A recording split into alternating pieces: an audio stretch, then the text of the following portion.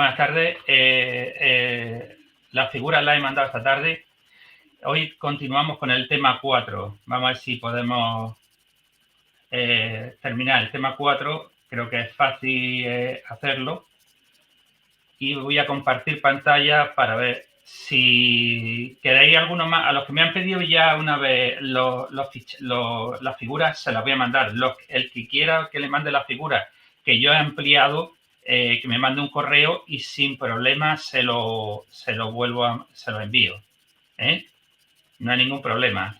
Vamos a seguir el libro y he puesto figuras para poder explicar mejor las cosas, que no sea tan así, sea un poquito más ameno. Bueno, empezamos con el tema 4. Buenas tardes a todos y empezamos a continuación. El último día estuvimos viendo los amplificadores, los tipos de amplificadores, el A, el B, el C, el AB. Hoy lo que vamos a hacer es cómo se pueden ir acoplando las características y cómo se pueden ir las intermodulaciones. Vamos a ir viendo también el acoplamiento de amplificadores. Lo más importante que lo vamos a hacer es que en características de amplitud y frecuencia, la ganancia de la señal es una variable dependiente de la frecuencia. Es decir, un amplificador, como dijimos el día anterior, no amplifica igual en todo el ancho de banda, sino que amplifica en la zona en la que esté polarizado. ¿Cómo podemos hacer que trabaje en esa banda o trabaje que trabaje con esa frecuencia? Pues podemos hacerlo sintonizándolo. ¿Qué es sintonizar? Exclusivamente que el amplificador, que sería el transistor que tenemos aquí, trabaje en una frecuencia determinada. Esta la vamos a realizar mediante este circuito que nos va a coger y nos va a dejar solamente que trabajemos con la frecuencia a la que está sintonizado. Por eso, bandas anchas se amplifican todas las frecuencias. Por ejemplo, los antiguos amplificadores de televisión que amplificaban todas las señales que había. Sintonizado solo amplifica aquellas que correspondan a la frecuencia de resonancia. Sintonía, que lo vamos a lograr con este circuito que se llama, para después lo hablaremos de él, se llama también circuito tanque. Entonces, solamente deja pasar una determinada rango de frecuencia. Armónicos. En la vida ideal, una señal sinusoidal siempre es pura. Para que veáis, por ejemplo, tenemos el azul. Este de aquí, que es una señal sinusoidal pura. En este caso, es la señal de la red eléctrica, que son 50 hercios. En teoría, tendríamos eso. La realidad que es que una señal tiene armónicos. Esos armónicos, ¿qué es lo que tenemos aquí? Por ejemplo, tenemos el rojo, que tenemos un armónico que es a 150 hercios, otro que tenemos a 250 hercios, y la suma de ellos nos van a dar como resultante que esa señal sinusoidal que tenemos preciosa, la vamos a convertir en esto que parece una montaña rusa. ¿Por qué se producen los armónicos? Porque todos los componentes no son lineales, no son puros. Entonces tienen interferencias, no trabajan en su punto ideal y generan otro tipo de ondas. Por eso, una onda sinusoidal produce un campo armónico de una sola frecuencia. Cualquier deformación de la misma produce armónicos de estas señales no deseadas que pueden efectuar el funcionamiento correcto del equipo y de otros equipos distintos que la generan. Fijaros que esta señal en un punto está a un nivel más bajo que la señal. ¿Por qué? Porque los armónicos aquí están en contrafase y al estar en contrafase disminuyen. Aquí, aunque la señal real es menor, pero como estos están en fase, se suman y tenemos esa componente. ¿Veis? En general, un amplificador trabaja fuera de las condiciones a las que en que su respuesta sea lineal, lo que he dicho antes. Estaremos produciendo toda una serie de señales no deseadas. símil muy a lo bestia. Muy a lo bestia. Cuando cogemos una manguera de agua y ponemos el dedo para que se esparrame por todos lados. En vez de salir un caño de agua, nos están saliendo muchísimos caños de agua con mucho menos fuerza en esto. Hay que una definición, que es la que hay que saberse, se llama distorsión por intermodulación y mide a la interferencia causada por la distorsión. Sí, la interferencia serían los picos que tendremos por ahí, diferencia entre la señal que entra en el equipo y la señal que luego sale del mismo. Y se produce cuando dos más señales atraviesan simultáneamente un sistema no lineal. Ningún sistema es completamente lineal. Eso solamente los superconductores en condiciones muy óptimas podrían llegar a ser lineales. Y otro sitio que sí son la teoría. En la teoría se puede llegar a hacer eso. Por eso todos tienen un cierto nivel de distorsión de intermodulación. Ojo, niveles altos de distorsión, ¿qué es lo que pueden hacer? Que hacer esa señal sea inteligible. Fijaros que aquí, en este punto, estamos perdiendo, en este punto estamos ahí perdiendo señal. Si estos de aquí son mucho más grandes, tendríamos un pico y lo perderíamos. Una cosa distinta es que no hay que confundir la distorsión por intermodulación con la distorsión por la emisión de armónicos. La intermodulación es cuando una frecuencia cercana está produciendo un armónico y ese armónico nos está interfiriendo a la frecuencia que nosotros estamos trabajando.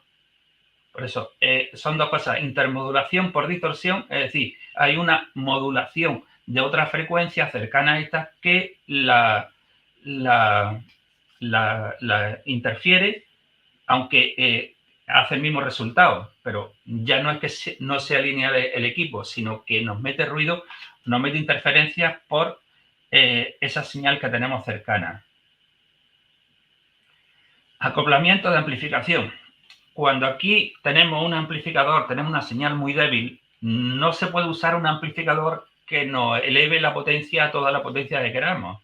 Debemos usar unos amplificadores previos que nos vayan sumando la potencia para que no tengamos que estar trabajando al límite. Además, no se podría hacer en radiofrecuencia, no podríamos estar trabajando de esta forma. ¿Qué es lo que hacemos? Pues tenemos una serie de amplificadores que los tenemos unidos, pero claro, estos amplificadores, si los unimos directamente, en la mayoría de los casos no va a funcionar, porque este puede estar polarizado a una tensión, este puede estar polarizado a otra, o este puede estar polarizado a una diferente, o que la impedancia de salida de este sea diferente a la impedancia de entrada de este, con lo cual, al ver diferentes impedancias, toda la energía que transmite este no va a llegar a este, y entonces tendríamos una pérdida y no haría su función. ¿Cómo podría ser? Este es un dibujo que lo he puesto yo para que lo veáis mejor. Si lo queréis, después yo lo mando. Por inducción mutua electromagnética. Es decir, tenemos el primer amplificador, el T1, y mediante este transformador le vamos a coger y atacar al segundo amplificador, al T2. ¿Qué ventaja tiene? Que podemos elevar algo la potencia, no mucho, según los devanados que tengamos en L1 y L2. En la lección de hace dos semanas se habló de este L1 partido de espiras. Hola, buenas tardes. Las espiras de L1 partido por las espiras de L2 es igual al voltaje o a la potencia de V1 de entrada por la potencia de salida, o a la inversa. Tenemos esa relación. Es muy popular en el medio de radiofrecuencia. Aísla las señales porque todos los transformadores son aisladores y dependiendo de lo que he dicho antes de la relación de transformación, incrementa el voltaje y la corriente. Otro tipo que hay es de capacidad o electrostática. Es lo que he dicho antes. Si un amplificador lo polarizamos con una tensión, por ejemplo, 5 voltios, y la segunda etapa lo tenemos que alimentar con 10 voltios, si metemos corriente en la señal que hemos amplificado aquí lleva una componente continua. Si no la eliminamos, nos podría producir que este segundo etapa o amplificador nos cogería y se polarizaría en otro voltaje que no es el que le corresponde para trabajar linealmente. Así igual, el tercero sería igual. Anula las componentes de corriente continua, permitiendo solo amplificado en señales de corriente alténica. Son dos componentes, permiten mayor libertad en el diseño, porque yo puedo tener un amplificador que trabaje en un rango y los otros que trabajen en un rango siguiente. Por impedancia común. Resistencia, ya lo veremos aquí, se acopla a través de una resistencia. Se llama acoplamiento crítico al límite de acoplamiento entre los circuitos sintonizados, rebasado el cual la curva de resonancia se desdobla. Es decir, si yo en un amplificador lo tengo desacoplado, la potencia que tiene que suministrar este amplificador no le va a llegar a este. Con lo cual, ¿qué pasa? Que esto va a funcionar en un rango, una señal muy débil o mala, con lo cual va a amplificar y va a sacar la fundamental más una cantidad de espurios. Acoplamiento sintonizado,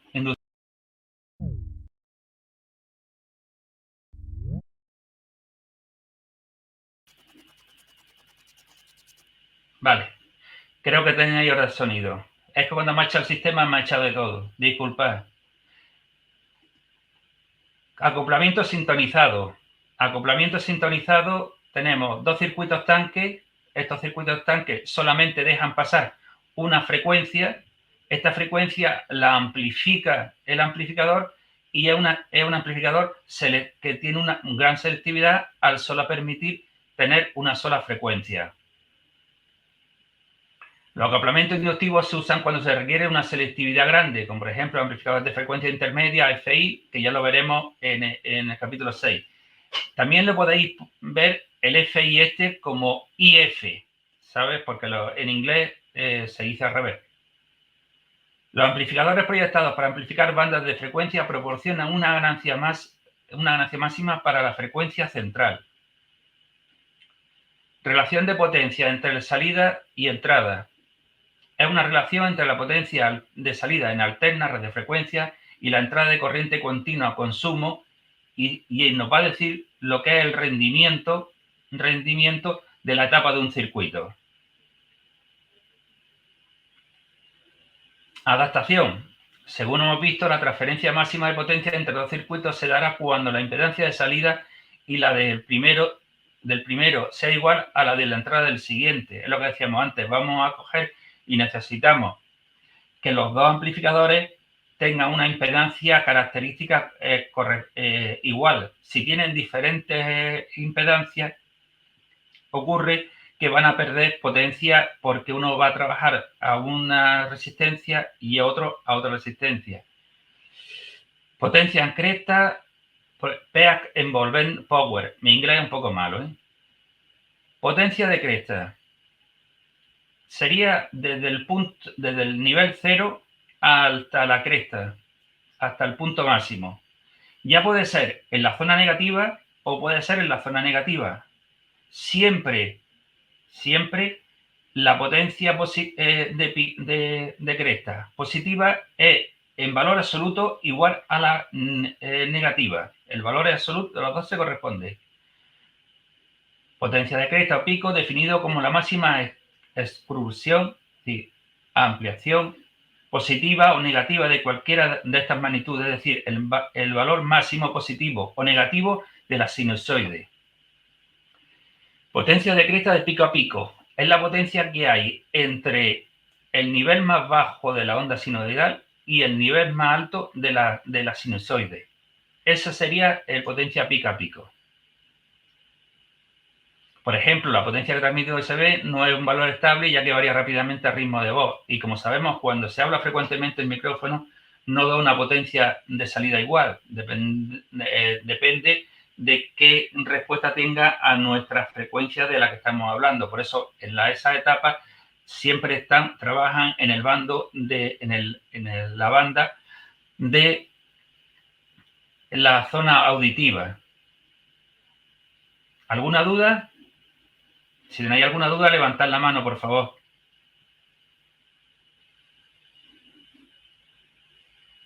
Vale. Una cosa muy importante en todos los equipos de radio son los osciladores. Los osciladores nos van a permitir, ya sea el modelo que sea, nos van a permitir generar una frecuencia que nos va a servir tanto para la transmisión como la recepción. El oscilador, según las ondas que produzca, hay dos clases. El oscilador armónico, que produce señales senoidales, y oscilador de relajación, que produce ondas no sinusoidales, como son las formas de dientes de sierra o las cuadradas.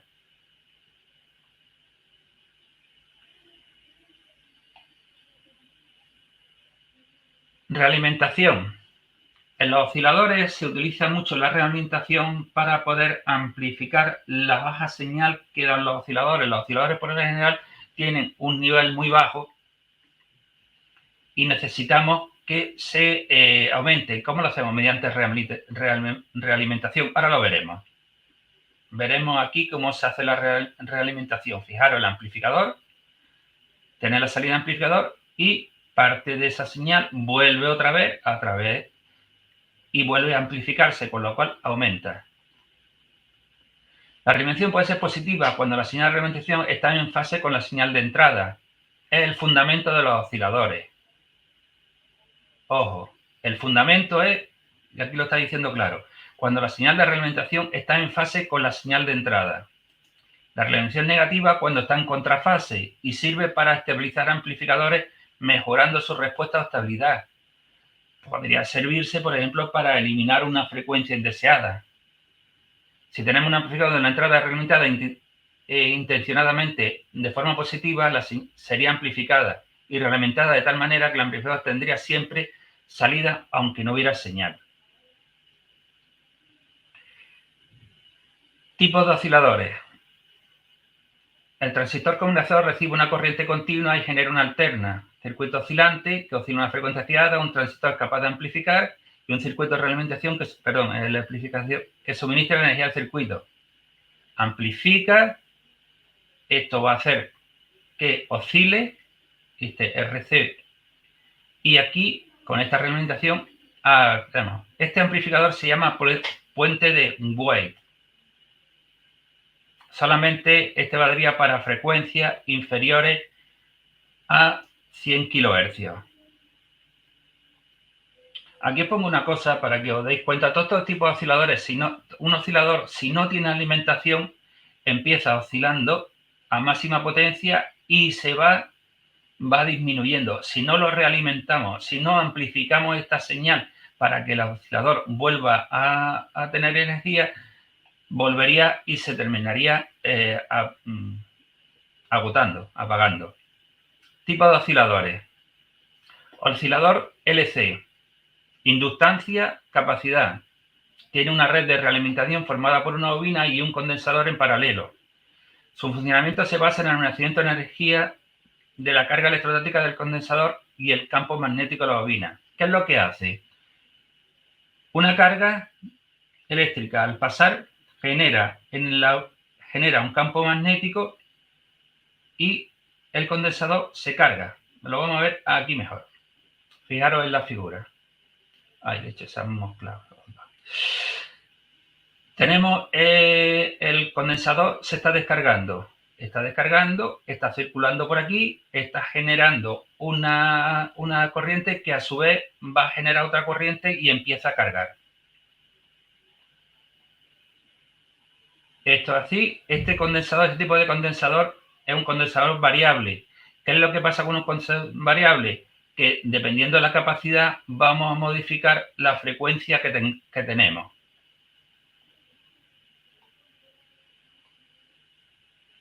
Oscilador a cristal.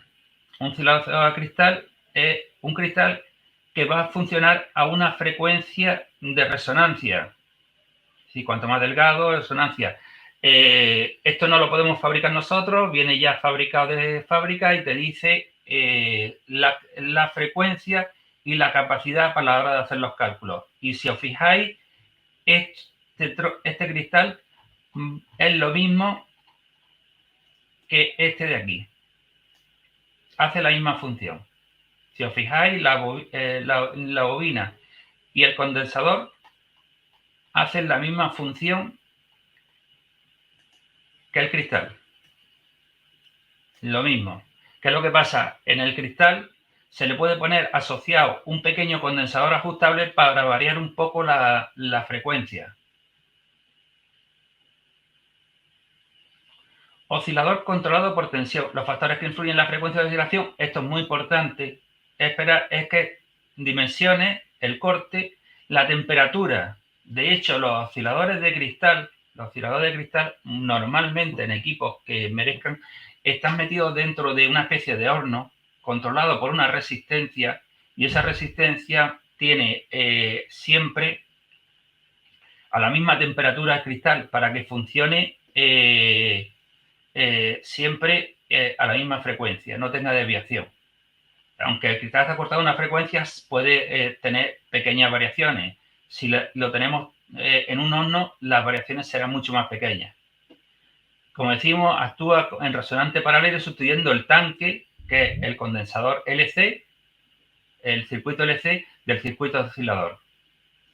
Por él puede pasar muy poca tensión.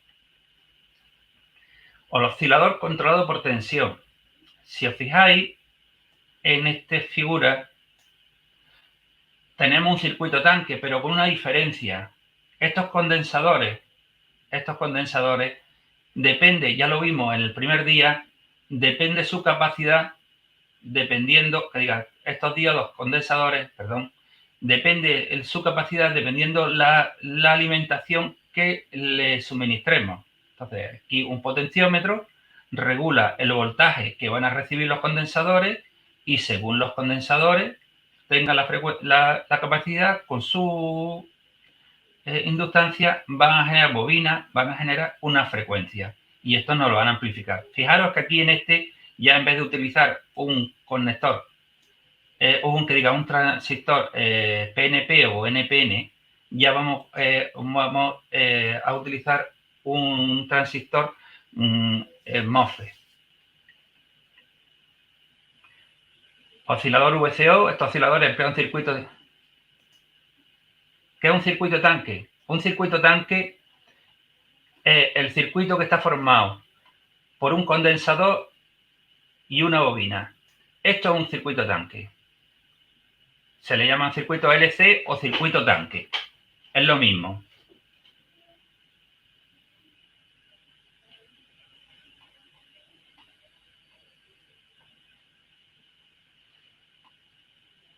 VC cuando la entrada es 0, no tiene señal, está en libre oscilación. Una aplicación típica de generar señales moduladas de frecuencia en FM. También son utilizados para los bucles de enganche PLL, que ya veremos más adelante. Es una forma, el PLL es una forma de cómo corregir una frecuencia. Factores que afectan a la frecuencia y condiciones de estabilidad. Además de los vistos ya, los otros factores es causa eléctrica, es decir, si tenemos una interferencia o un ruido eléctrico, nos va a formar. Un cambio de temperatura, se corrigen con un termostato, lo que hemos hablado antes del horno. Causas mecánicas, pues el montaje que, por ejemplo, el condensador o la bobina están al aire y cuando se mueven, porque le demos un golpe, no están bien sujetas, varía su inductancia. Si habéis fijado en algunos equipos, algunas bobinas llevan como una cera para que no se muevan. No sé si habréis fijado en ese detalle. Esa cera lo que hace es que el circuito no se mueva y no cambie de frecuencia. Los osciladores más inestables son los autocitados. Usando autocitados, por ejemplo, el LC. Excitación propia, estabilización, eso. Una forma de corregir es utilizar a la vez que un Colpi es uno de tipo Hartley. Perdonad. Este es muy parecido a las anteriores, pero fijaros que tiene dos inductancias y en mitad de las inductancias tiene una salida. ¿Qué pasa con él? Que dado el sentido de variación de frecuencia es opuesto con el anterior, el LC, hace que las frecuencias sea más estable. Hoy en día, la inmensa mayoría de los equipos ya no llevan este tipo de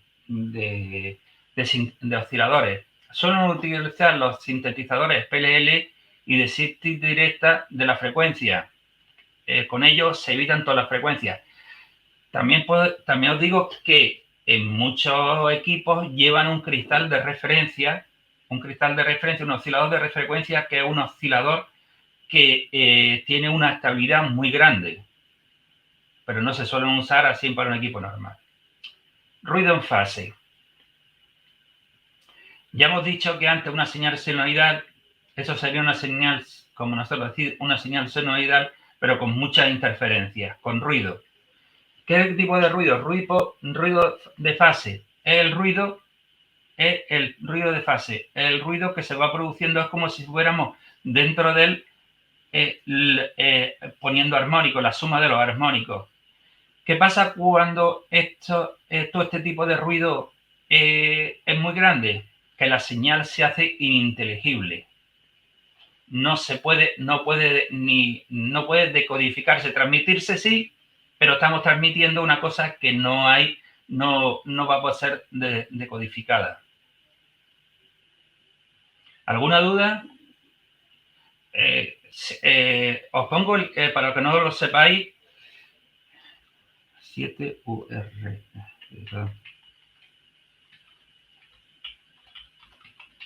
Actividades @7urtm.es.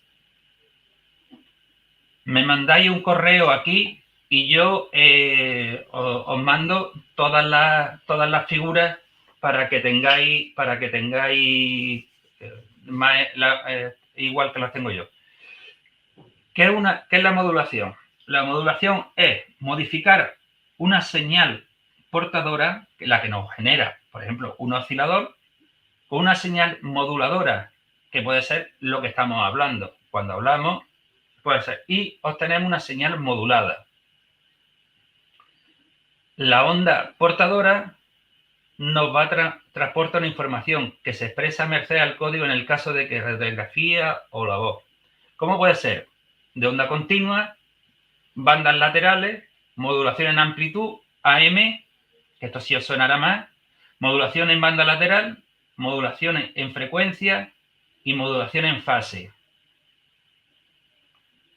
Modulación en onda continua, Charlie Whiskey. ¿Qué es lo que hacemos? Una portadora, eliminamos y la dejamos pasar. Eliminamos, la eliminamos, aquí la hemos eliminado, la dejamos pasar, eliminamos, entonces lo vamos haciendo. Esta es la señal del oscilador y esta en teoría sería la modulación, el interruptor que haríamos on-off.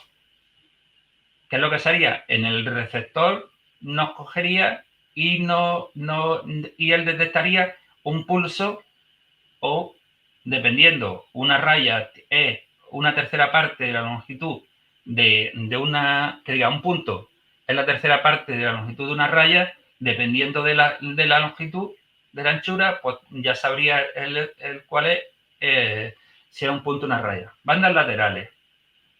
Siempre que modulemos una portadora con una frecuencia, vamos a tener la suma de la portadora más la frecuencia que estamos modulando, y también tendremos la portadora menos la frecuencia de lo que estamos modulando. Aquí lo tenéis, tenemos una portadora, la suma de las frecuencias, y aquí tenemos la resta de la frecuencia. Os he puesto este ejemplo, esto es lo en el libro, pero yo creo que se ve mejor aquí. Es decir, tenemos una portadora de 400 kHz, la modulamos con 3 kHz y tendremos una banda superior con 403 kHz y una banda inferior de 397.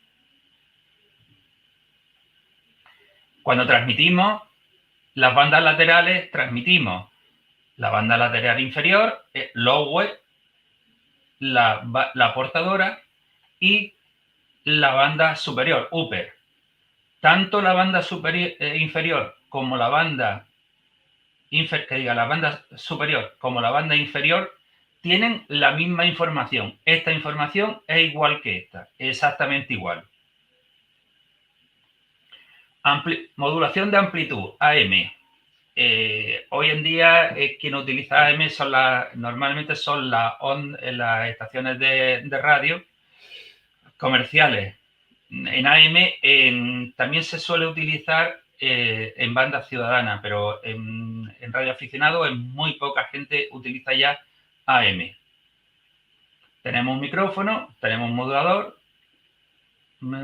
tenemos esta la señal que modulamos, esta es la señal que vamos a mezclar y vamos a tener esta figura. Modulación de la amplitud. Amplitud modulada. Lo que vamos a modular aquí es la amplitud. Si tenemos un pico, modulamos a máximo. Y según vayamos uniendo, disminuimos. Es como aquí dice un pececito. La parte de arriba es igual que la parte de abajo. Exactamente igual. En radiografía por onda continua, OCM es un sistema de modulación de la portadora empleada de frecuencia constante en lugar de la voz, variándola. Esto casi es para lo que tengáis de modulación por banda lateral. Antes dijimos, bueno, aquí ventajas, no he saltado, disculpa. Bastante silencioso, no censa señal de recepción. No tenemos señal, no tenemos ruido. Las señales más débiles son silenciosas, aunque pueden ser superadas por el ruido del receptor. Inconvenientes. El ancho de banda es igual que al doble de la frecuencia de modulación. Más alta. Propenso a la interferencia eléctrica en recepción. A los chasquidos, es como una fritura, para que veáis, cuando el ruido de eléctrico en un receptor es como si se estuviera friendo un pescadito. El ruido que hace es el mismo, el ruido eléctrico. Propenso a acusar interferencia, como la modulación se mete por todos lados. Las señales de modulada en AM pueden ser detectadas fácilmente por todo tipo de aparatos eléctricos. Para que os hagáis cuenta, el primer receptor fue el de Radio Galena. No sé si lo conoceréis o habréis tenido eso. Es simplemente la galena y un condensador te hacen para poder detectar una señal. Si, por ejemplo, un amplificador mal hecho, la señal de AM lo escuchas por todos lados. Aquí en Málaga tenemos la COPE, que como veis que dice, la escucha por todo. En las antiguas cabinas de teléfono, levantabas el teléfono y como estuviera cerca de la COPE, tú escuchabas la COPE en el teléfono de la cabina. Bandas laterales. Antes hemos visto las bandas laterales, las tres que teníamos. Banda inferior, la portadora, la banda superior. Como he dicho, la banda superior y la banda inferior tienen la misma información. ¿Qué es lo que podemos hacer para poder transmitir a más potencia? Pues coger con el mismo consumo. Es eliminar la portadora que no lleva ninguna información y eliminar una de las bandas, ya sea la banda lateral. En este caso hemos eliminado la banda superior, hemos dejado la banda lateral inferior. Y aquí lo dice: si suprimimos una de las bandas laterales, toda la potencia se encontrará concentrada en una sola banda lateral y el ancho de banda se habrá reducido a la mitad, incluso menos. Quiere decir que en una zona de espectro podremos tener más comunicaciones y a igual potencia que en AM tendremos más alcance. Grandes ventajas: el emisor que se aplica a la potencia una sola banda lateral en vez de hacer una portadora la banda lateral, aumentando así su rendimiento. Aquí te lo dice más o menos. Un transmisor de 100 vatios de AM será tan eficaz como uno de 25 vatios en SSB, en USB o LSB. En España, los radioaficionados, bueno, en todo el mundo, tienen permitido, deben trabajar en la banda de 160, 80 y 40 en LSB y en las demás bandas en USB. En la recepción LSB, la portadora que hace falta para modulación recibida se genera de modo artificial. Es decir, en el receptor tenemos nuestro oscilador, que con eso cogemos con la rueda de la emisora, con el dial, vamos a sintonizar la frecuencia. Lo que estamos sintonizando, más que las frecuencias que tenemos, es el oscilador que tenemos y podremos demodular la señal que tenemos. Adicionalmente, se reduce el ancho de banda, con lo cual en un mismo espacio ancho de trozo de frecuencia podremos tener más comunicaciones. También se reducen los ruidos de fondo y se aumenta la sensibilidad. Señales más débiles pueden ser detectadas. Modulación de frecuencia, FM. ¿Qué es lo que hacemos? Antes hemos visto que en la modulación de amplitud lo que modificábamos era la altura de los pulsos. Hacíamos el pececito ese que hacía, mientras que aquí, ¿qué es lo que hacemos? Según la señal, vamos a variar la frecuencia. Modulamos la frecuencia y fijaros aquí el que es la que tenemos aquí. Modulamos la frecuencia. La frecuencia de la portadora varía alrededor de la frecuencia central de forma proporcional a la amplitud de la moduladora. Se llama, estos son cosas que hay que saberse, se llama desviación de frecuencia a la variación máxima que sufre la frecuencia que tenga el oscilador, la portadora. Se llama límite de desviación a la suma de la frecuencia de la portadora más su desviación o menos, es decir, el máximo o el mínimo. Índice de modulación al cociente entre la desviación de frecuencia modulada y la frecuencia de la moduladora. Ventajas. Presenta menor sensibilidad a las perturbaciones parásitas que se presentan. Por ejemplo, todas las radios comerciales utilizan FM y utilizan FM en estéreo, para escuchar en estéreo. En AM hoy en día casi decir que no hay ninguna emisora que esté trabajando en estéreo en AM. Aquí tenéis unos ejemplos de cómo se hace. Leerlo. Ventajas. Alta inmunidad a la interferencia eléctrica. El ruido del friteo no lo tiene mucho. No se interfiere en sistemas de alta fidelidad. El audio es más estable, aún con el descendimiento de la señal, pero cuando desaparece la señal tenemos ruido. Mientras que en AM, cuando se aparecía la señal, no teníamos ruido. Aquí sí tenemos ruido. Inconvenientes.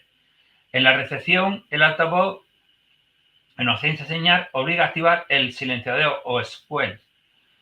Aunque lo veremos más adelante, el squelch es un dispositivo que tienen las emisoras que si no se recibe una señal mayor de un nivel predefinido con el potenciómetro o con el mando, no tenemos sonido en el altavoz. Aunque sigue el demodulando, pero como no tiene ese nivel, no lo saca. Las señales más débiles desaparecen entre el ruido, que crece a medida que la señal se debilita. Subir el volumen de un receptor no ayuda a escuchar.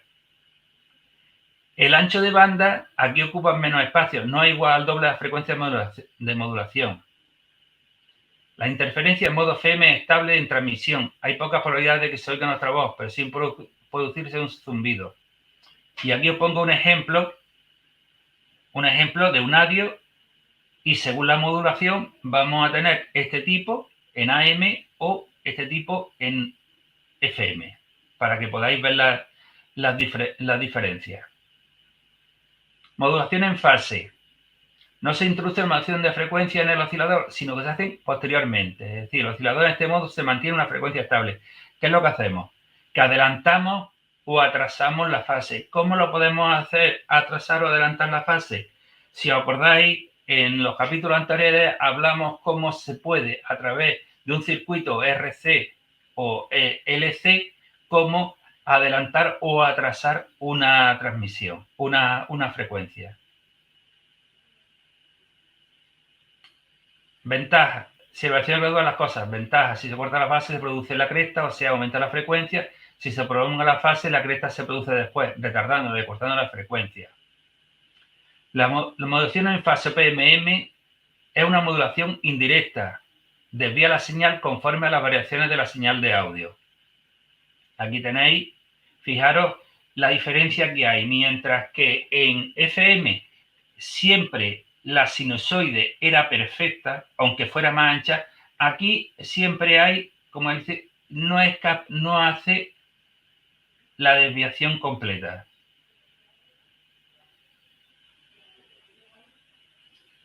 Porcentaje de modulación es un valor, indica el grado de modulación de la onda portadora. ¿Cómo debe hacerse? Nunca el índice de modulación debe ser mayor que el límite, porque si no estaríamos metiendo ruido. Los equipos de modulación están ajustados en referencia al índice de modulación no supera el 80% cuando a máxima amplitud. Y aquí tenemos ejemplos: modulación del 100%, modulación inferior al 100%, veis que ya aquí tenemos esto, y modulación, aquí estamos perdiendo información y aquí estamos metiendo ruido. Para que veáis cómo hacer, qué es lo que pasa cuando es menor o cuando es mayor. Al hecho de que una señal de audio sobrepase la modulación total, es decir, se produce cuando se modula más allá de la deformación del envolvente de baja frecuencia, desapareciendo la sinusoide de la onda emitida. Y al desaparecer la sinusoide, lo que hacemos es que desaparece la información. Portadoras, bandas laterales y anchura de banda. Se denomina banda base al margen de frecuencia ocupado por una señal moduladora, antes de que module la portadora. Cuando una portadora es modulada, aparecen lo que hemos visto antes, dos bandas laterales y lo vamos a hacer. Ancho de banda. Para una clase de emisión dada, en la anchura, estos son conceptos que tenéis que aprender, que no tienen más explicación. ¿Vale? Ancho de banda ocupado debe ser el 0,5 inferior a la potencia total. Aquí tenemos las señales, la representación sinoidal de las que hemos visto antes. FM, sería Charlie Whiskey, perdón. AM, vamos haciendo, aquí sería una envolvente y por aquí nos vendría la otra envolvente. Espectro de las señales, el conjunto de ondas sinusoidales. Aquí tenemos la portadora, banda lateral inferior, formando de señal de doble banda lateral. Y aquí tenéis, esto es lo que veríais en un analizador de espectro, veríamos con Charlie Whiskey. Esto veríamos en AM las dos bandas laterales y la SSB banda lateral única. Detectores, y lo vamos a ver mejor en el capítulo 6, con lo cual hay asíncronos, detectores de envolvente y síncronos. Asíncronos son los que normalmente se utilizan, los asíncronos. Los síncronos normalmente no se utilizan en radio, excepto cuando utilizamos el DMR o los sistemas de radio digital, que sí necesitan un sincronismo. Por eso el sincronismo va en una de las señales que emite el transmisor, emite un sincronismo para que el receptor se sincronice a un tiempo determinado para poder decodificar. Pero eso lo dejamos ahí porque es un poco lioso y lo vemos más en el capítulo 6. ¿Alguna duda? Que callar. Si tenéis alguna duda, os surge alguna duda o algo, mandame un correo a actividades@7urm.es y yo lo resuelvo. Y si queréis pues a los que ya me han pedido esto, yo se los mando, se los vuelvo a mandar y a los que demás, pues sin problema. Además, en cada figura le pongo lo que es para que puedan coger y asimilarlo a lo que hemos estado explicando. Algunas, bueno, a ver todo esto. La La semana que viene empezaremos en el capítulo 5. Si lo leéis y tenéis alguna duda antes de empezar, pues ya la podemos ir resolviendo, aunque lo explicaremos más a fondo. ¿Alguna duda?